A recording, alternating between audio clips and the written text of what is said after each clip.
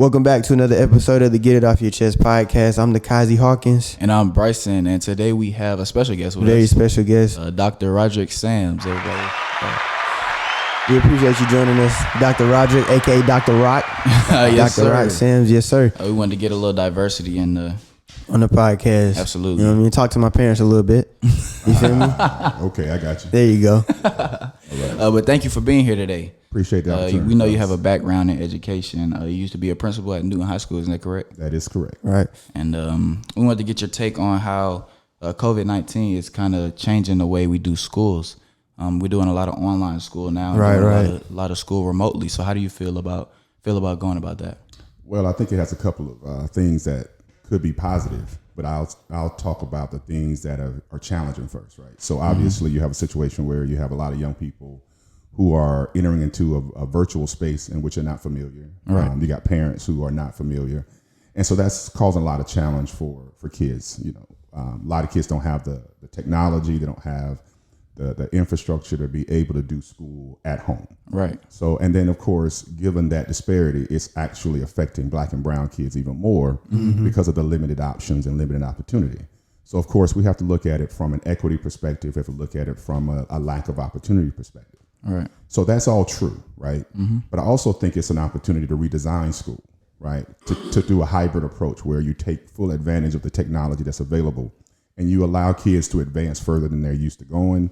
You can actually create spaces where kids can get into more things at a deeper level because they really can focus on things that can be aligned in a technology perspective. And then, of course, you can then create a new educational reality for kids, you know, of all stripes, right? So Right. I think there's a unique, but there's a potential for a unique way to redesign school if we could take advantage of the situation that we've unfortunately had to deal with. Right. But at the same time, we cannot deny that it is hitting our kids. You know, when I say our, I mean I'm a Black man, hitting our kids disproportionately to other kids simply because of the lack of infrastructure that exists. Right, because you know a lot of students don't have access to Wi-Fi, access to computers, and it is hurting them a little bit because they can't participate in class as much as other students would be able to. Yeah, correct. I mean, you have a situation where, again, you know, kids who need additional support. You know, many of these parents are working class parents, right? So they get up, they go to work every day, they're on the front line, so they're not working from home in many cases. And then, of course, those that do, you know, obviously they still have work things to take care of as well. So it's really snowballing what kids are losing when it comes to that perspective. But I think at the end of the day, you know, we have to deal with what we have to deal with. It's the reality that we have. Yeah, we have to go through it because we have to hit it head on. Yeah, we've never seen anything like this before. Right. Like, even though, how long ago were you principal at Newton? So I was a principal at Newton from 2008 to 2010. Right. So about 10 years ago. Right. And I moved to the corporate world where I do education consulting and business development. I've been doing that, like I said, since 2010. Right now, I'm focusing on leadership development, which is basically looking at the work that's been done, you know, for principals, for assistant principals, and even district level leaders, and building their leadership capacity. So that's kind of been the work I've been doing most recently. And so again, it's really about, you know, taking education and expanding it to greater opportunities and have a greater impact. All right. And how has COVID-19 affected you in the corporate world? Ooh.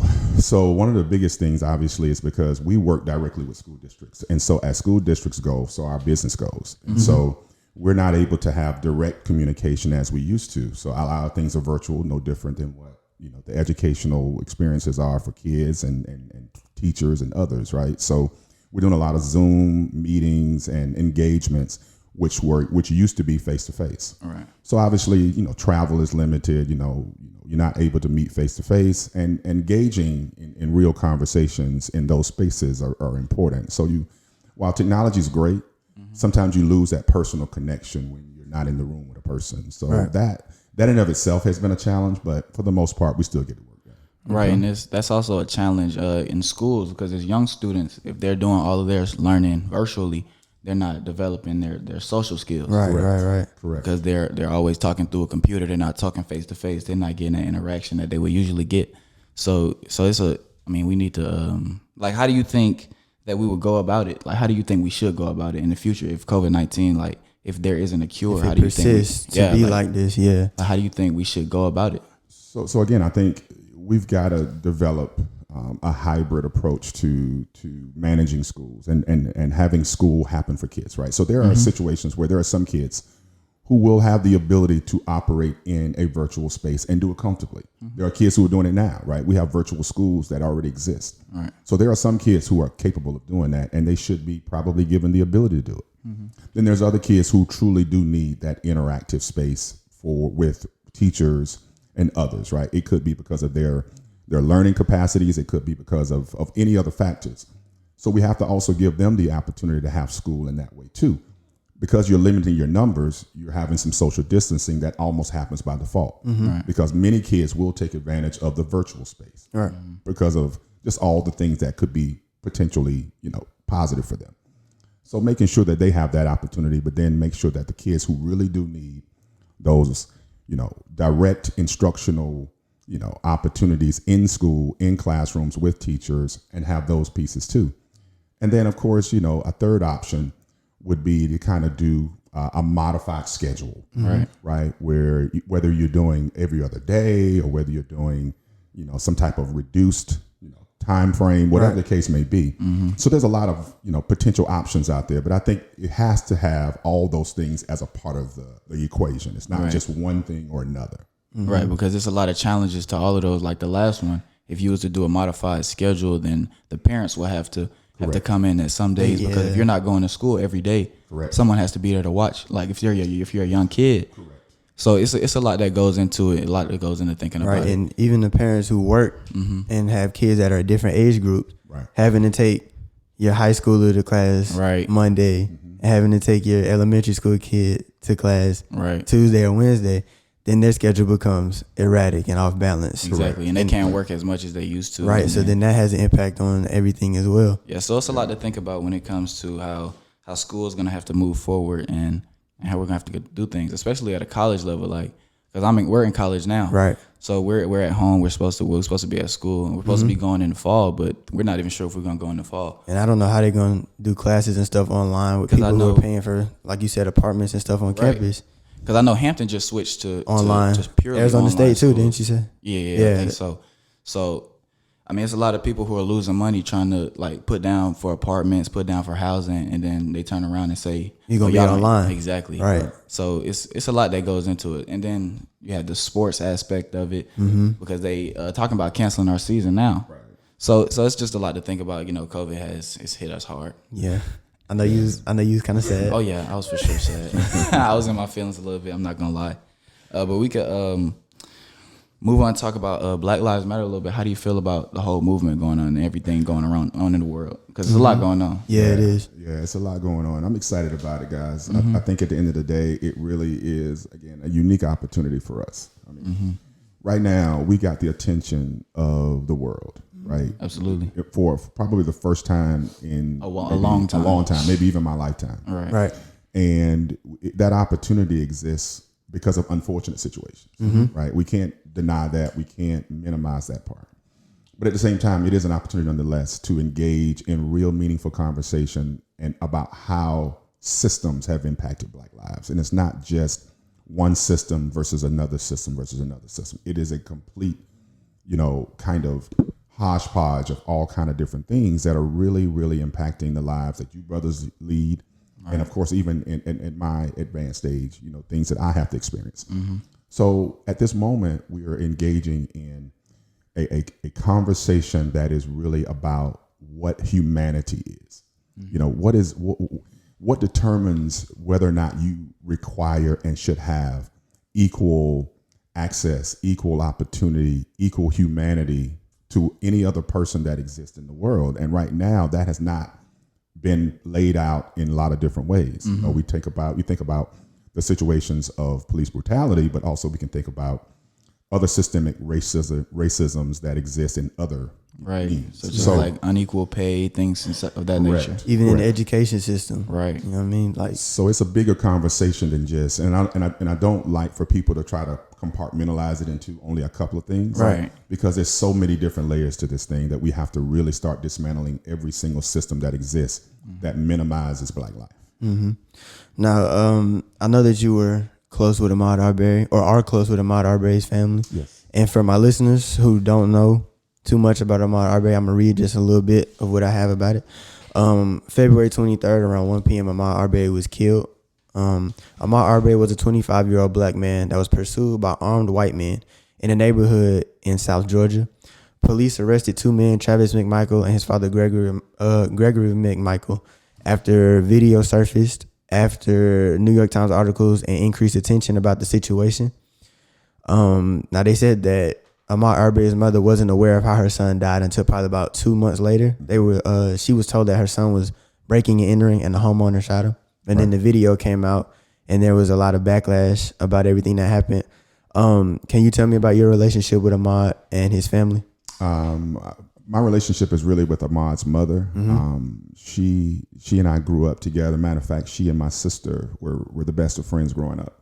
And so we grew up in the same area in Waynesboro, Georgia, where we're from.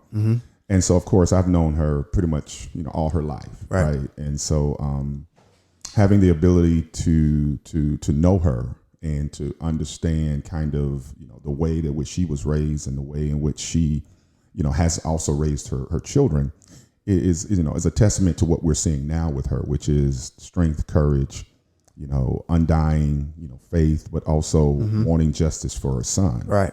And so, that in and of itself, adds a different layer and another layer of, personal, interjection for me. Right. Because, not only is he a young Black man whose life was taken, but of course, having a personal connection to his mother, having a personal connection to his family, adds to that, right? So it makes it more and more relevant, and it lets you know that at any given moment, we're living in a world where it could be somebody else, or you. Yeah. Right?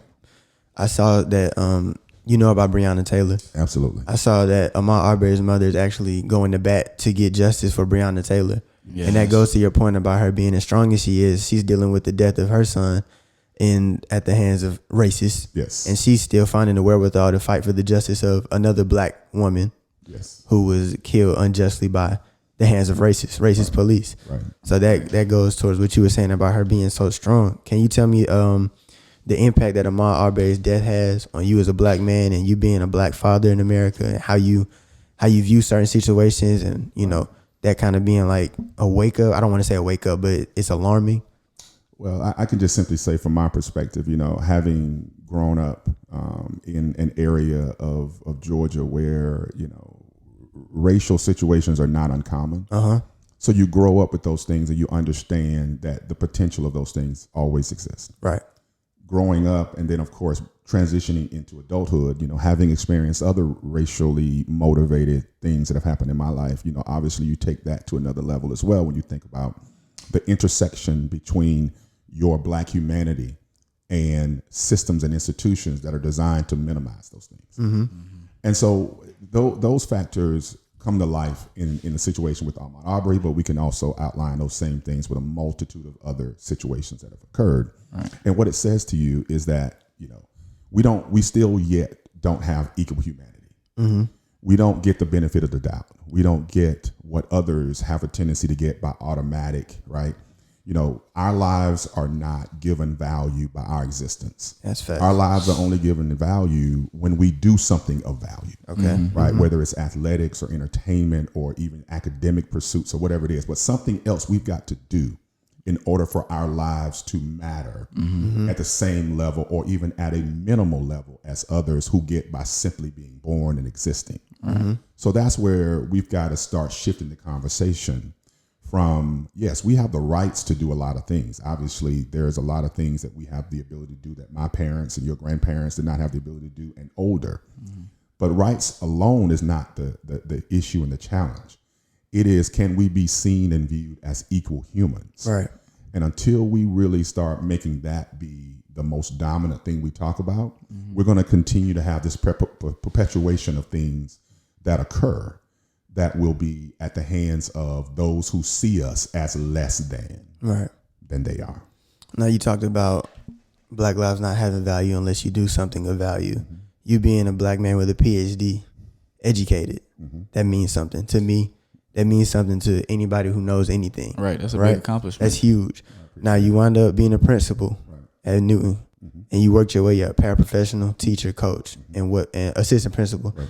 Can you tell me about some of the challenges that you faced as a Black man that you didn't witness from maybe your white counterparts or anything of that sort? Well, first and foremost, I'll say this, right? When I first started college, right, I went to Morehouse College, was there. I was actually pre-law at that time. Okay. And then, transitioned from there and transferred to Georgia Southern, where I finished up. And I actually changed my major from pre-law to early childhood. Right? Okay. So I taught elementary school. And so I did that because I took a paraprofessional position when I was in transition between going to Morehouse and going to Georgia Southern. And I really fell in love with working with kids. I never thought I would, never thought that would be anything of interest of mine, but I did. And so I changed my major and then I transferred to Georgia Southern. Well, I was the only Black male in any of my classes in early childhood education. Right. Matter of fact, I was the first early childhood major that was an African-American male to attend Georgia Southern in almost 10 years. And around what year was this? What year were you there? This was 1990. So very recent. Very recent. Very recent. Very recent. So there was just not a lot. I mean, I had my first Black male teacher in 6th grade. Wow. So again, you're not talking about a lot of Black males teaching, period, but definitely not teaching elementary school. Right. And so, that in and of itself created a little bit different challenge, but also opportunity when I was going through school. Again, transferring from an HBCU, going to a predominantly white college, my mental state of Culture mind, shock, right? My mental state of mind was being challenged literally every day, right? Because again, I and you got to understand, being in the AU Center at that time, or being in the HBCU period at that time, there was a lot of things going on that was very, Black Power movement type stuff, right? There was apartheid in South Africa, things that we were dealing with. There was marching again in Forsyth County, right here in Georgia, that was really happening during the time I was at Morehouse. So there were a lot of, activism that was taking place even in the late 80s, early 90s. And then I transferred to Georgia Southern, where it's like, wow. Okay. So and then being the only one in a class where literally you're trying to figure out how you can learn how to educate kids. I mean, it just took on a life of its own. Right. And so I think for me personally, but also many people who've come after me in this particular pursuit, you understand that, yes, people will say we want more Black males in schools, but not everybody acts as if they really do. Right. And so you also have to understand that there are always going to be things that are going to be put in front of you. I don't necessarily want to say that they're immediate barriers, but they're barriers because people are unfamiliar. Right. They're uncomfortable with the ideas. Right. They're unfamiliar with having, a man wanting to teach young kids. And of course, there's a context that comes to that as well when you think about, some of the other potential things that may exist. Right. So again, those are the things that really did kind of impact me early. But then I was very fortunate to, go back to my hometown to work and be in a comfortable environment because I had people who nurtured my ability, like my desire to want to teach, coach, those kind of things. Right. And I think that was the best decision for me at the moment. Looking back on it, I probably wouldn't have thought that maybe a few years ago. But now that I think about it, had I not probably taken that shift and went back to a more comfortable space where I could grow and develop my talent as far as being an educator, then I probably would not be in the position I am today to be able to take full advantage of all the experiences that I've had and use that to better leadership, really across the country. Yeah. All right. So you talked about. Yeah, it's very different going from an HBCU to a PWI. Yeah, that's exactly what I was about to ask. Can you touch on that? How different that experience was educationally, socially? Because I know I go to a HBCU now, and I couldn't even imagine going to a PWI. Especially when we've been around HBCU type atmosphere in high school, elementary, middle. I've never even taken a class. I don't think I've ever had a class with a white person. I've had 2 white classmates, and I was in second or third grade, first or second. It was somewhere along that. Yeah. So can you touch on, the difference jumping from an HBCU for 3 years and going to a predominantly white institution, how it affected you and how it was different culturally, educationally, racially, with all of that? Yeah. So I think a couple of things, right? I will say that going to Georgia Southern, probably more so than other predominantly white schools, was a better transition from that perspective because they had a very strong coalition of black students on campus. Okay. All right. And they were very unified and very supportive of each other. So it kind of gave you almost a mini version of a HBCU inside of a PWI. Right. Okay. Now, having said that, outside of that bubble, it's different. It's different. Right. It's different. And so, when I think about my HBCU experience, I think about the nurturing aspect of what you get in an HBCU, right? Mm-hmm. Professors who genuinely invest in you because they see themselves in you, right? Mm-hmm. Or, the legacy that you follow, right? I mean, again, going to Morehouse, you're following King, Maynard, Thurman, you're following all of these well-known Mays, you're following all these prominent people, and you're literally walking the halls that they walked, right? You're living in the dorms that they lived in. You're walking the pathways that they walked, right? And then you think about the legacies that exist. Those legacies are interconnected with your lives as a black person. Yeah. And so while you get a great education almost anywhere, you don't get interconnectedness everywhere. Right. And that's what you get at an HBCU that you just really don't get at a white school. Now, the educational part, I got a quality education at Georgia Southern. I would never denounce or minimize how it prepared me to do the work that I do. Mm-hmm. But at the same time, as a black man and what I gained from that experience, both from the HBCU perspective, but also from the PWI perspective, I learned more about who I am and whose I am at Morehouse. Right. I learned a lot about how to do what I do well, as a professional from Georgia Southern, right? And so I give them the credit that they deserve in that aspect. Right. But thinking about the other question you ask around, really what makes it challenging. What makes it challenging, I guess, had I never had the HBCU experience, I might have had a different mindset, right? I may have gone into the Georgia Southern looking at it just simply as a school to get my degree. Okay. Right.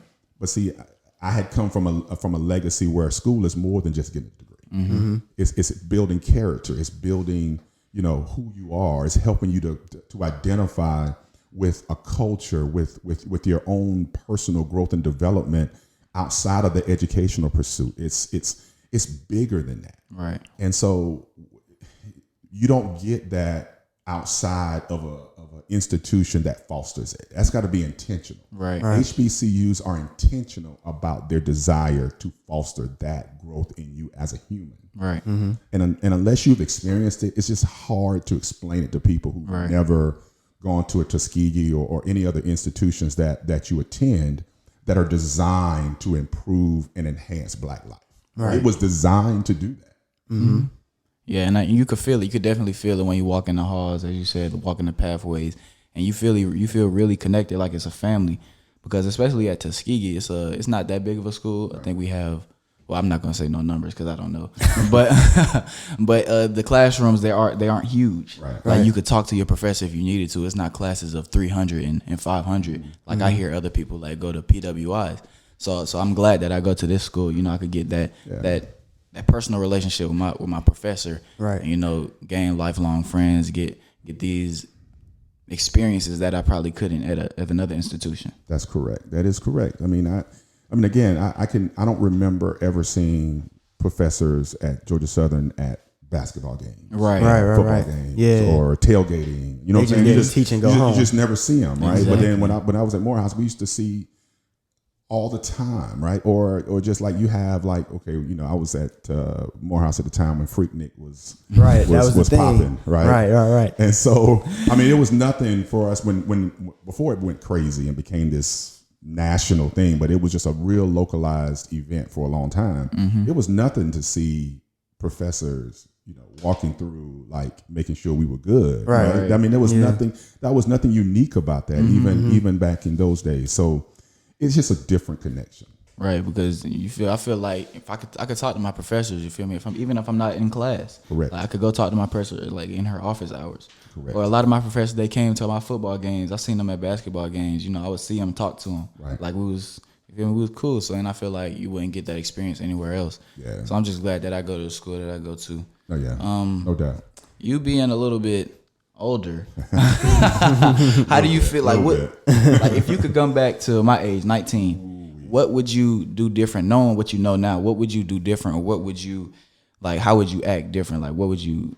Well, the first thing I would do, and my brothers at Morehouse would probably attest to this, if any of them get a chance to listen to this, is I probably would have gone ahead and gone to the walk-on tryout.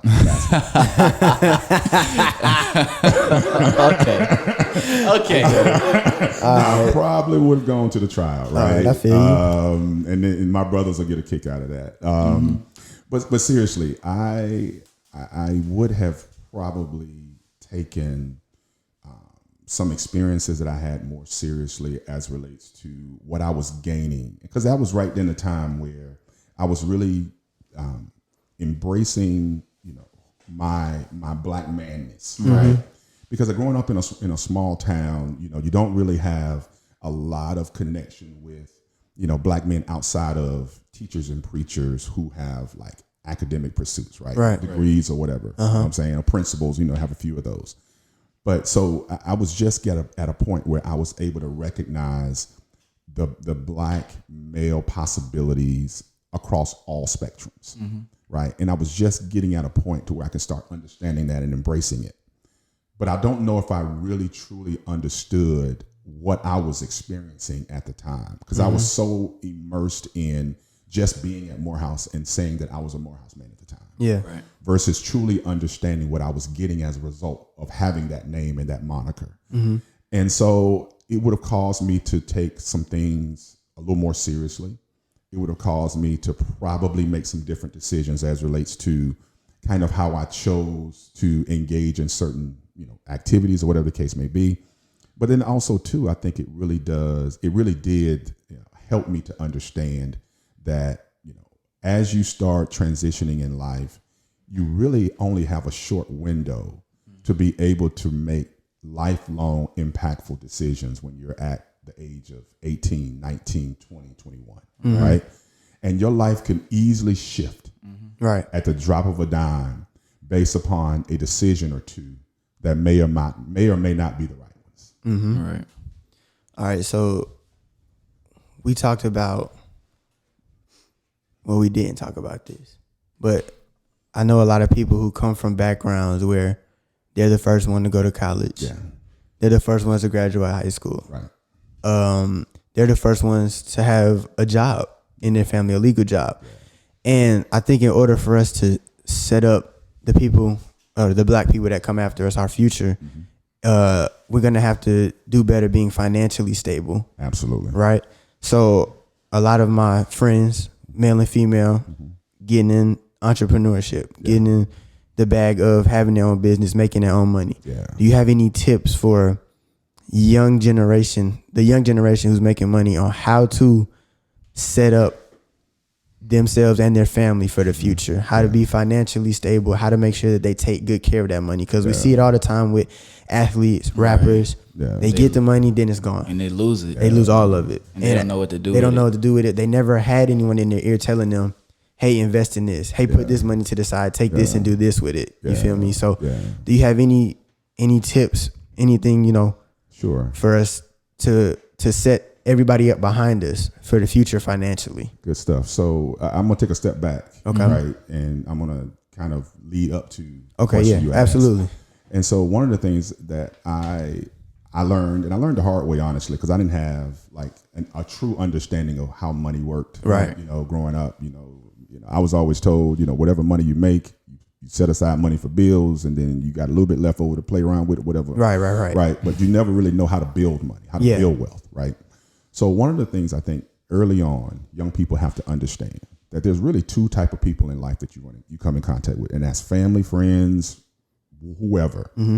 They're givers and takers. Okay. They're investors and spenders. Okay. Right. There are people who genuinely invest in you. Yeah. Right. They invest in your growth. They invest in your facilitation of your talent. They invest in, whatever pursuits that you're interested in. Right. And those are the people. They could be friends, family, parents, whole 9 yards. But then there's also people who are spenders. Mm-hmm. There are people who are literally every day trying to figure out how to get you to do something for them, or how to take from you something that you already have. Right. And so when we establish that mentality, we also can translate that into how we actually handle money. Mm-hmm. Because again, there are people who are designed to be natural supporters, right? And I use LeBron James as my model when I talk about this a lot. Right. Okay. Because LeBron made a decision very early on that he just wasn't going to bring his guys and have them in an entourage. Mm-hmm. He was going to bring his guys and he was going to utilize his gift and his talent to facilitate their gifts and talents, right? And then by default, their gifts and talents could be used to benefit him. Yeah. Now, there's an intersection with all of that. Mm-hmm. Right. So when you take your guy Maverick Carter and you set him up, right, with his own brand, and then that brand can then be facilitated back into you, and you guys are building an even bigger brand together because you use your platform. Yeah. Right. That's having a guy who's an investor in you. Right. That you can then turn around and invest in him, and then it reciprocates. Yeah. So think about the people in your life right now. Think about the people who are pouring into your art, your craft, your ability, right?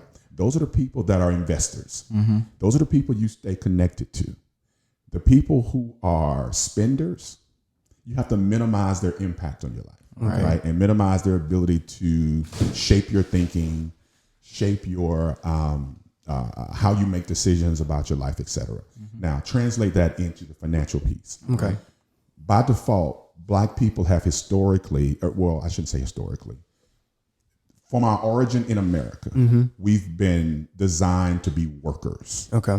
And we're workers for someone else. So we didn't come here initially with an entrepreneurial mindset. We earned our entrepreneurial stripes by watching our white male counterparts once we earned our freedoms and things of that nature. Right. And so then those systems were destroyed and dismantled. And then there was a fear of Black entrepreneurship for a long time. You take what happened in Tulsa, Black Wall Street and how that was dismantled. You take Rosewood and how those places were dismantled at the hands of white supremacy and racism. And so that scared Black people from entrepreneurship for a long time. Yeah. Because they immediately thought that there are things that they had worked hard to build. That's discouraging. Would be destroyed. And taken away. Right. I can even make it even more personal, right? My grandfather, Bryson's great grandfather, owned a lot of property in where we grew up, and it was not uncommon for land to be literally stolen. Where someone white would go to the courthouse and claim land that didn't belong to them and get things changed. And of course, if you didn't have the reading ability or whatever, you didn't know it was even happening to you until it was too late. Yeah. So understanding the connectedness with the financial piece, with your humanistic piece is very important. But getting to the point where now we're at a place where there is more Black entrepreneurship. Right. There is more people who are deciding to use their talents and their gifts to build a brand for themselves. And that's really what it's about. Mm-hmm. Everything that you do, every talent you have is a brand building opportunity. Right. And so you have to leverage those things, right? So I tell guys who are athletes all the time, when you go to play for a school, yes, you have that school's name on your jersey, right? And you have that helmet on or whatever the case may be, or if you play basketball, whatever the case may be.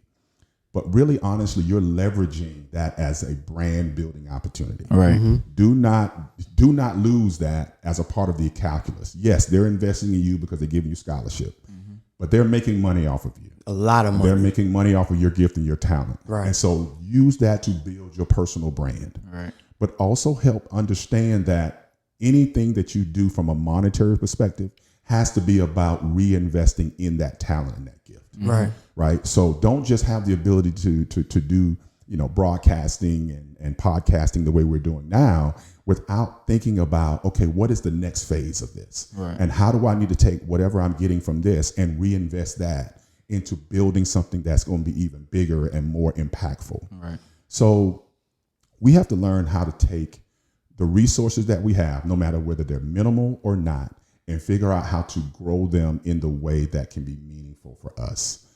That comes from understanding credit. That comes from, and you need to learn that very early, how credit works. Right. Understanding how investing in things that will grow in value versus minimally reduce in value. I use homes versus cars as an example. Okay. I can go buy a Bugatti and park it outside, and immediately when I drive it off the lot, it depreciates. Right.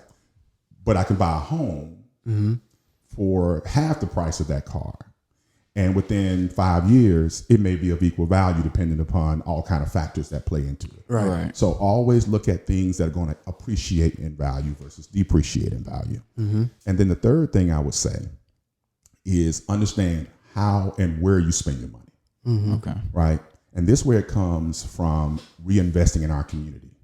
I am very intentional about buying from Black people. Okay. Yeah. I'm very intentional about going places where Black people own, Black people work, and also where Black people can take advantage of that experience. And so reinvesting money into our community has to be a part of that financial calculus. You know, there are people who literally are getting paid money that we earn to disrespect us. Right. And we allow them to do it. And we keep going back to those places because they're convenient or whatever the case may be. But at the same time, we have to understand that reinvestment has to be a part of this calculus. Right. And so if we can do those small things, and these are not big things, guys. Right. Those small things will have an exponentially greater impact on our communities, where we will then be able to kind of reshape the Black wealth experience that we could possibly do now at a time where it really is a real good opportunity to do so. Absolutely. Right. All right. I got one more question, and you got anything else? No, I'm good. All right. So the last thing I wanted to ask you before we let you go is, we see what's going on with the Black Lives Matter movement. We see that the younger generation is kind of stepping up, stepping forward. What would you like to see for when you're gone, for when I'm gone? What would you like to see us do, my generation, for the advancement of our people? What would you like to see us do? What would you like to see us take part in, action-wise, business-wise, anything? What would you like to see from my generation, me and Bryson's generation, Keelan? What would you like to see us do to move us forward as a people? That's a great question, and I think one of the things, as someone who's got a little life experience now, I think when I think back to where we were, again, my mom's age, my grandparents' age, when I think about what they experienced, right, and they were just simply trying to get to the point to where they had equal access, right. They had the ability to go to whatever school they wanted to. Right. They can shop in whatever store they wanted to. They can live where they wanted to. So they were really trying to get to equal access. My generation then start moving, taking that opportunity and started expanding it to somewhat around equal rights. Right. So we started thinking more about what we have the ability to do based upon the legal definitions. And so we're trying to gain rights. We're trying to, we have all kind of disenfranchisement going on with voting and other things like that. So my generation is really trying to reinvest back in those areas. I think it goes back to something I said earlier for the generations that come after me, whether it's you brothers or even those that come after you. And that is that equal humanity piece. That's what we're focused on right now, where our lives have to be seen as of equal value. And it can't just simply be because we do something great. Right. We have to be able to have humanity that exists simply because of our existence. And the next phase of that is what we're experiencing now with Black Lives Matter. Right. And that's why that movement has caught on to a greater degree now than maybe it did even a few years ago. It's because we're dealing with the humanistic side of this now. We're not dealing with just simply talking about justice. Justice is a part of it and a big part of it. Don't get me wrong. But the fact that I'm not even viewed as an equal human is something that a lot of people are now starting to finally get. White people are finally starting to get that. Right. I don't know if it was just seeing George Floyd be tortured to death or whether it was seeing Ahmaud Arbery being lynched. whatever made them come to this realization, I'm glad you came to the party. Right. Because we've been trying to invite you for a long time. Yeah. You know what I'm saying? Yeah. But yeah, so now it's that equal humanity piece. And stay focused and be diligent and belligerent about making sure that is something that you're not going to compromise. Right. You cannot be comfortable with acceptance when respect is possible. Right. Too long we've been okay with being accepted. Right. Now we have to make respect a requirement. And until we do that, we'll continue to have these same conversations over and over again. But you brothers are in a position now to where you can take that mantle and run with it and do great things with it.